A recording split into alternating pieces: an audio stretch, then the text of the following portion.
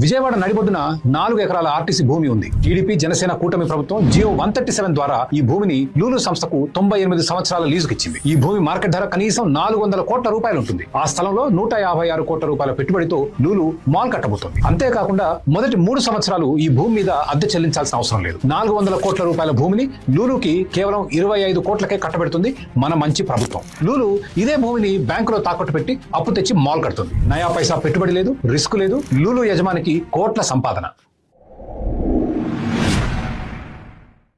మనలో చాలా మంది కారు, ఇంటి లోన్లు తీసుకుని ఈఎంఐలు కడతారు. మీరు బ్యాంకు నుంచి 10 లక్షల కారు లోన్ తీసుకున్నారనుకుందాం. 10% interest rate. మీరు 10 ఏళ్ల లోన్ తీసుకుంటే మీ ఈఎంఐ 13,215. 30 ఏళ్ల లోన్ తీసుకుంటే ఈఎంఐ 8,776. 50 ఏళ్లకు తీసుకుంటే 8,586. 100 ఏళ్లకు తీసుకుంటే 8,561. ఈ ఈఎంఐ లెక్క అర్థం కాక చాలా మంది తికమక పడతారు. మీ 30 ఏళ్ల లోన్ ఈఎంఐకి 100 ఏళ్ల లోన్ ఈఎంఐకి వ్యత్యాసం కేవలం 215 రూపాయలు. ఆశ్చర్యంగా ఉంది కదా. అందుకే ఫైనాన్స్ లో ఒక బండ సూత్రం ఉంది. 30 సంవత్సరాలకు మించి ఇచ్చే ఏ లీజ్ అయినా ఆస్తి అమ్మడంతో సమానం. మరి ప్రభుత్వాలు ఈ 98 సంవత్సరాల లీజులు ఎందుకు ఇస్తాయి? ప్రభుత్వ భూములు అమ్మడం లేదని ప్రజలను మభ్యపెట్టడానికి. ఇక 30 సంవత్సరాలకు మించి ఇచ్చే లీజు అమ్మడంతో సమానమైనప్పుడు బ్యాంకులు ఈ లీజు భూమి మీద అప్పులు ఇస్తాయా?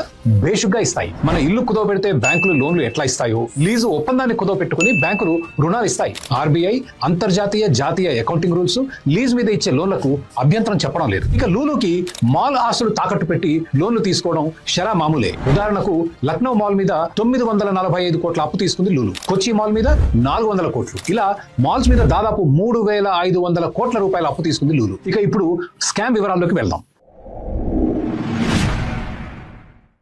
మీకు ఒక hotel, bike dealership, medical shop ఉందనుకుందాం. దాని మీద సంవత్సరానికి 10 లక్షల ప్రాఫిట్ వస్తుంది అనుకుందాం. మీ వ్యాపారాన్ని అమ్మాలనుకుంటారు. ఎంతకు అమ్మాలి? 50 లక్షలకా, కోటికా, 2 కోట్లకా? ప్లాటో, ఫ్లాటో అయితే మార్కెట్ ధర తెలుస్తుంది. కానీ వ్యాపారాలకు వెల కట్టడం ఎలా? వ్యాపారాలను విలువ కట్టే విధానాన్ని డిస్కౌంటెడ్ క్యాష్ ఫ్లో మెథడ్ అంటారు. అందుకు పివి, ప్రెజెంట్ వాల్యూ అనే ఫార్ములా వాడతారు. విజయవాడ ఆర్టీసీ భూమిని రిజిస్ట్రేషన్ రేట్ లో 1% లీజు ఫీజు కింద లూలుకి ఇస్తుంది కూటమి ప్రభుత్వం. ఆన్లైన్ లో చెక్ చేస్తే గవర్నర్ పేటలో అధికారిక ధర గజం 90,000 నుంచి 1,15,000 వరకు ఉంది. అంటే ఈ భూమి రిజిస్ట్రేషన్ విలువ దాదాపు 230 కోట్లు. దీని మీద సంవత్సరానికి వచ్చే లీజు 2,30 లక్షలు. మళ్ళీ ఇందులో మొదటి 3 సంవత్సరాల లీజు పేమెంట్ మినహాయింపు. ప్రతి 10 సంవత్సరాలకు ఒకసారి 10% అద్దె పెంచుతారు. ఇలా 98 ఏళ్లకి లూలుకి భూమిని లీజుకి ఇచ్చింది ప్రభుత్వం. ఏ ఫైనాన్స్ కోర్స్ తీసుకున్న విద్యార్థిని అడిగినా, లేకపోతే స్టాన్ఫర్డ్ లో చదువుకున్న మన విద్యాశాఖ మంత్రి గారిని అడిగినా డిస్కౌంటెడ్ క్యాష్ లో ఉపయోగించి 2 నిమిషాలలో లెక్కేసి ఈ 98 సంవత్సరాల ప్రభుత్వ ఆదాయం విలువ ఈ రోజు ఎంతో చిటుకుని చెప్తారు. ఎంతో గెస్ చేయగలరా? 25 కోట్లు. బస్సీ మే సవాల్. కాస్త ఫైనాన్స్ సబ్జెక్ట్ తెలిసిన ఏ బ్యాంక్ అధికారిని అడగండి, నేను చెప్పేది కరెక్టో కాదు. నేను 8% డిస్కౌంట్ రేట్ వాడాను. ఇది ప్రభుత్వ పెట్టుబడులకు అందరూ వాడే డిస్కౌంట్ రేటు. ఒకవేళ ఉదాహరణ